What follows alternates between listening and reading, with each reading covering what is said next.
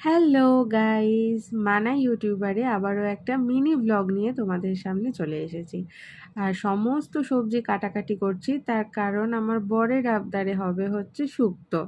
হ্যাঁ, শুক্তো হলেই একমাত্র আমার বর এত কিছু সবজি খায়, তাই ও যখন বলে না যে আমার জন্য একটু শুক্তো করবি, তো তখন আমি আর না করতে পারি না। আমি জানি যে করতে হয়তো একটু খাটুনি হবে, বাট ও যে সমস্ত সবজিগুলো খাবে সেটা দেখেই আমার শান্তি। না হলে তো ওকে একটুও সবজি খাওয়ানো যায় না।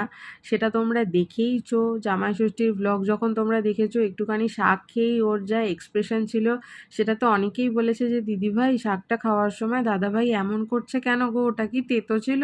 না গো, ওটা তেতো ছিল না, ওটা লাল নোটে শাক ছিল। তাতেই তোমার দাদাভাইয়ের এক্সপ্রেশন কেমন সেটা আশা করি দেখে বুঝেইছিলে। আর তোমাদের সঙ্গে গল্প করতে করতে আমার শুক্তো রান্না হয়ে গেছে। ভিডিওটা কেমন লাগলো কমেন্ট করে অবশ্যই জানিও। টাটা।